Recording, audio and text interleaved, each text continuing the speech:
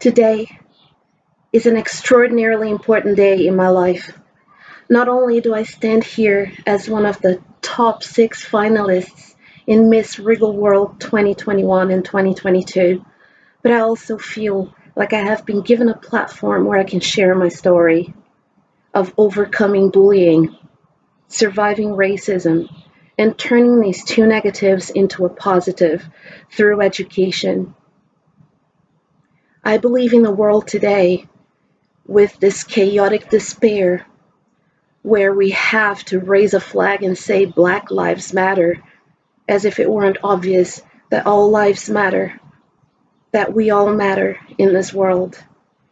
It saddens me deeply that so many people go through much worse than what I went through as a child and in recent years with racism, but I never gave up.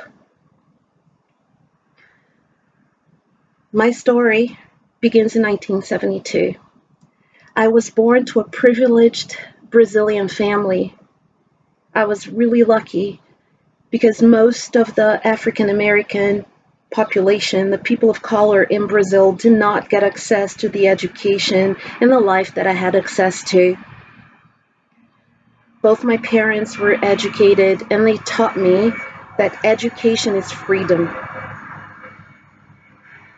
I have been a teacher for 31 years, and my journey began in 1981 when, as a child, I went through a traumatic experience that made me want to be a very good teacher, compassionate, kind. Those adjectives are not just adjectives.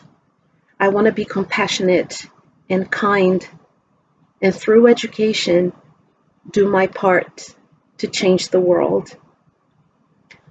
In 1981, one of my teachers approached me and a group of other students, and she had us compare our arms to see if the color of our skins, who was the darkest.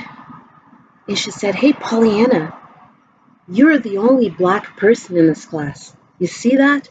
And I said, "No, but there are other brown kids here." And she said, "No, but you are the only Blackie in this class."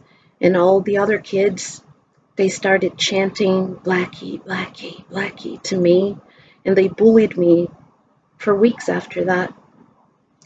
This teacher was eventually fired. The kids eventually apologized, and I went on to become a teacher myself, and I promised myself that I would never be like that teacher. I teach to give people a voice. I teach languages so they can communicate.